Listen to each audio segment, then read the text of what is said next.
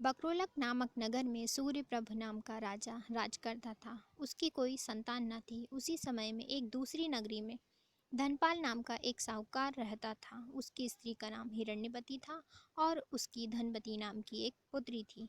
जब वह धनवती बड़ी हुई तो धनपाल मर गया और उसके नाते रिश्तेदारों ने उनका सारा धन ले लिया। हिरण्यवती अपनी लड़की को लेकर रात के समय नगर छोड़कर चल दी। रास्ते में चलते चलते उन्हें एक चोर सूली पर लटकता हुआ मिला। वह मरा नहीं था। उसने हिरण्यवती को देखकर अपना परिचय दिया और कहा, मैं तुम्हें 1000 असरफियाँ दूंगा। तुम अपनी लड़की का ब्याह मेरे साथ करा दो। हिरण्यवती ने कहा, तुम तो मरने वाले हो। चोर बोला, मेरे कोई पुत्र नहीं है और निपुते के परलोक में सदगति नहीं होती। अगर मेरी आज्ञा से और किसी से भी इसको पुत्र पैदा हो जाएगा तो मुझे सदगति मिल जाएगी।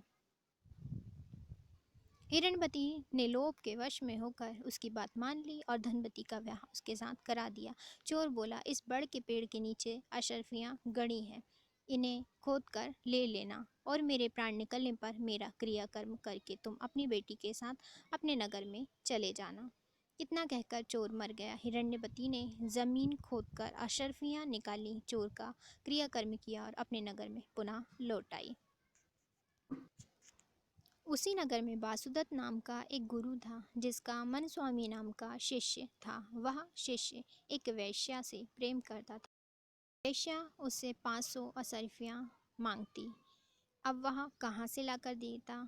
संयोग से धनवती ने मनस्वामी को देखा और उस पर मोहित हो गई। उसने अपनी दासी को उसके पास भेजा। मनस्वामी ने कहा, यदि मुझे 500 असरफियाँ मिल जाएं तो वह मान जाएगा। हिरण्यवती राजी हो गई। उसने मनस्वामी को 500 असरफियाँ दे दी। बाद में धनवती के एक पुत्र उत्पन्न हुआ। उसी रात शिवाजी ने सपने में उन्हें दर्शन देकर कहा, तुम इस बालक को 1000 असरफियों के साथ राजा के महल के दरवाजे पर रख आओ। माँ बेटी ने ऐसा ही किया। उधर शिवाजी ने राजा को सपने में दर्शन देकर कहा, तुम्हारे द्वार पर किसी ने धन के साथ लड़का रख दिया है, उसे ग्रहण करो। राजा ने अपने नौकरों को भेजकर बालक और अशर्फियों को मंगा लिया। बालक का नाम उसने चंद्रप्रभ रखा। जब वह लड़का बड़ा हुआ तो उसे राजगद्दी सौंपकर राजा काशी चला गया और कुछ दिन बाद मर गया। पिता के ऋण से उऋण होने के लिए चंद्रप्रभ तीर्थ करने निकला। जब वहां घूमते हुए गयाकूप पहुंचा और पिंडदान किया तो उसमें से 3 हाथ एक साथ बाहर आए। चंद्रप्रभ ने चकित होकर ब्राह्मणों से पूछा कि किसको पिंडदान करूं। उन्होंने कहा, लोहे की कील वाला चोर का हाथ है, पवित्री वाला ब्राह्मण का है और अंगूठी वाला राजा का है। आप तय करो कि किसको पिंडदान देना है। इतना कहकर बेताल बोला, राजन तुम बताओ कि उसे किसको पिंडदान देना चाहिए।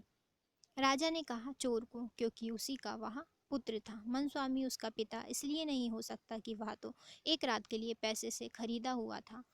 राजा भी उसका पिता नहीं हो सकता क्योंकि उसे बालक को पालने के लिए धन मिल गया था। इसलिए चोर ही पिंड का अधिकारी है।